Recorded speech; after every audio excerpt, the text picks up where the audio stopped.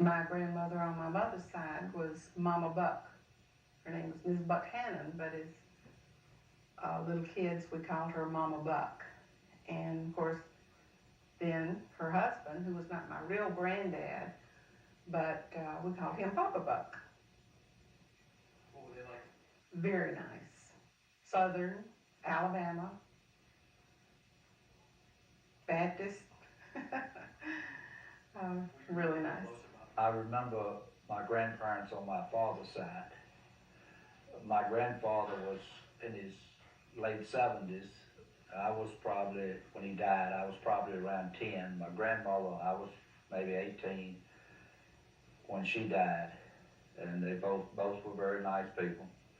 Country people, lived on a farm, and Mountain is part of Central Virginia. My sister and I spent our summers with our two grandmothers, many weeks every summer with our two grandmothers. They lived close to each other. And my dad's mother was Grandmother Reeves. And Granddaddy Reeves, we call them grandmother and granddaddy. And my mother was an only child. She had had several brothers and sisters who died as babies. She was the only surviving child of Mama Buck. So we were the only grandchildren on that side. But on my father's side, the Reeves side, there were like 9 brothers and sisters and a lot of cousins. So when we were there, we were with a lot of our cousins. And our grandmothers pampered us and spoiled us, and we loved to be there. They're just good people. I stayed with them a lot in the summertime when we were out of school, my brother and I, on the farm, just country boys, I guess, raised up on the farm. And we lived close to a river, so we fished a lot, different things such as that. But my grandfather was on the railroad for 54 years, worked for the N&W Railroad.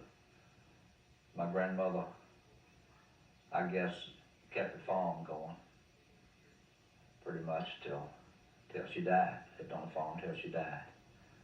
I was born during the war, World War II. So I was pretty much like, I guess, all the children that were born during that time. We didn't have a lot, but nobody did. And we lived in Gadsden, Alabama, and there was an army camp near our house, near our home, near Gadsden. It was called Camp Seibert, which closed after World War II. And we had soldiers that lived in our house with their wives because there was limited accommodations for soldiers and their wives. So they asked people who had extra room to, rent them out for that purpose. So I remember that, soldiers in our house. We lived in a rural area in Lynchburg, Virginia, in the county, and a lot of friends and boys my age. We played baseball, football, so forth, up through high school. And very good childhood. My mother and father were very good to us. Had no problems. My dad was a bricklayer, and my mother was a stay-at-home mom. Back then, most mothers did stay at home. So she was there, and they took real good care of us. We were not pampered. There were 4 children. I had 2 brothers and a sister. My dad was born in 1904, and he worked for the raised on the farm and worked for the railroad too up until he was in his late 30s and went to work for Appalachian Power Company. And my mother was born in Glasgow, Virginia, and she stayed at home, kept house, and just 2 boys. I had an older brother and myself, and she pretty much kept house and washed and cooked like most people did in those days, I guess. he worked for Republic Steel in Birmingham, which is the Pittsburgh of the South, you know. And there were times that he came to Pittsburgh to work. But he ended up in Lynchburg, and our family moved there, and we stayed. And that's where we are today. But it was because of his work that took us to Lynchburg. The best thing about them was they were very nice people. My mother and dad both. My brother and I both pretty much come first and everything else second. So I couldn't have had better parents than my dad and mom.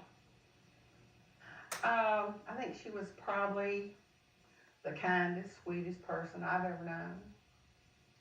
And she cared a great deal for her children and her grandchildren. She unfortunately died at 53 from complications from surgery. But she's, you know, very strong in my memory. And I'd like to somewhat pattern my life after her, but she was an exceptional lady. We lived in a rural area in Lynchburg, Virginia, in the county, and a lot of friends and boys my age. We played baseball, football, so forth, up through high school, and very good childhood. My mother and father were very good to us. Well, I had a pony. We named her Peggy. I have some pictures of myself, my sister on the pony. She was from Alabama, and her family had moved here, and I'm not really sure where we met the first time, but it was in Lynchburg, Virginia. But then we started dating, and eventually was married, you know. But I can't remember exactly, to tell you the truth, where we first met that first time. Probably at a dance. I had seen him many times before I guess I actually met him. And it's real hard to remember exactly, you know, like a time that I actually remember first meeting him. But we would sometimes go to a square dance where a lot of, you know, young people went. And I remember seeing him there, and we had a mutual friend that may have introduced us, or somehow it just kind of evolved. I think I knew him before ever I actually met him. Well, when we first met, I probably didn't, but as time went along, I guess things changed. So I was in my mid-20s when we probably met. We dated by spending every weekend at his parents' house up in the mountains, and he would fish in the river, and I enjoyed being there with his mother and dad. Yeah, I think I knew pretty soon. Yeah, there wasn't exactly like a moment when he said, "Will you marry me?" I think he introduced me to his mother as his future wife. You know, and it just kind of went from there. Had 4 children.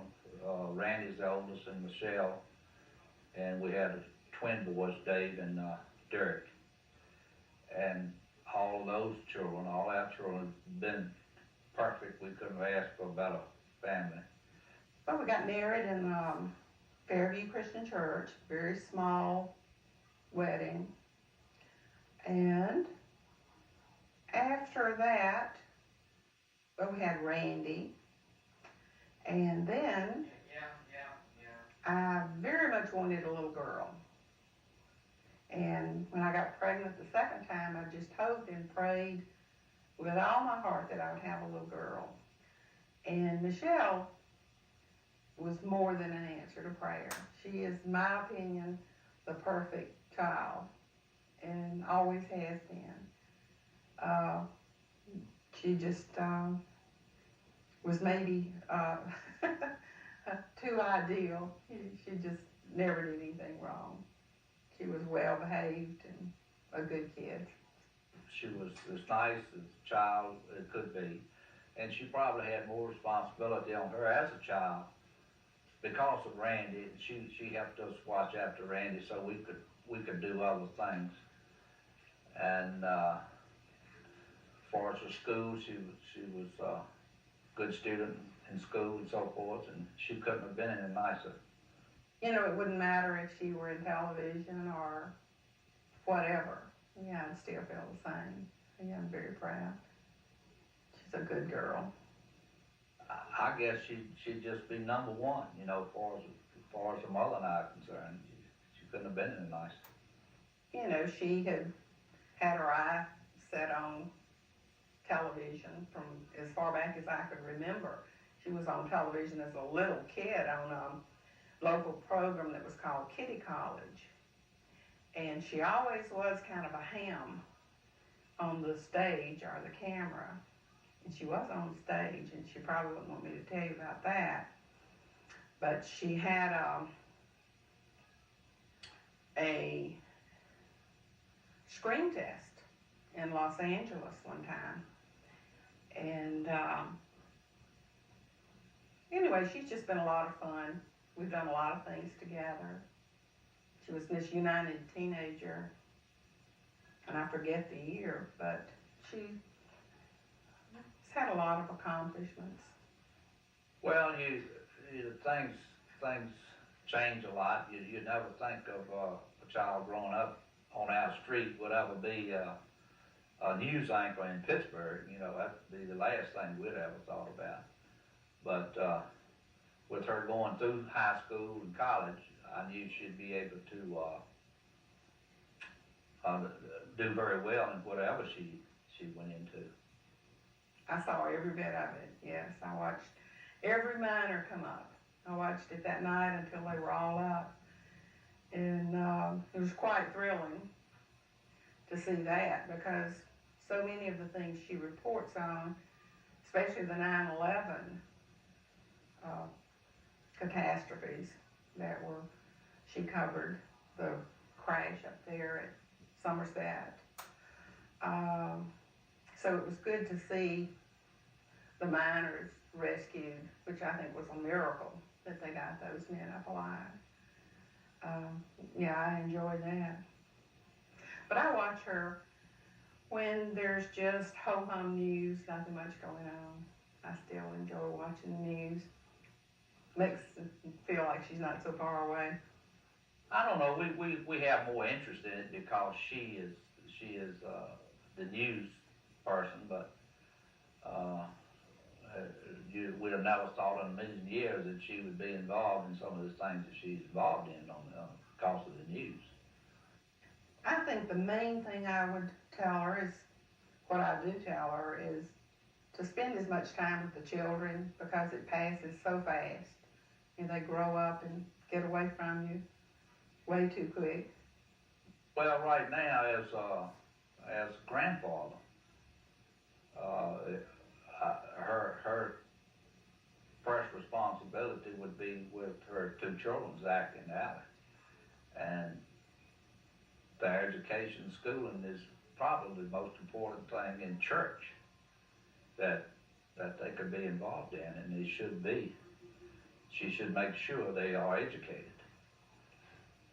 It doesn't get any better than grandchildren. Now we have three, Zachary and Allie and Megan. One of our twin boys has a daughter, 2 years old. We love them very much and wish they were closer by. And we have 3 grandchildren now with their granddaughter in Lynchburg.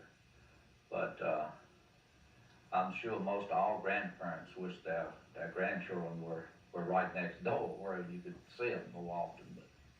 But I think I'm fortunate, number one, to have been born in this country at the time when I was.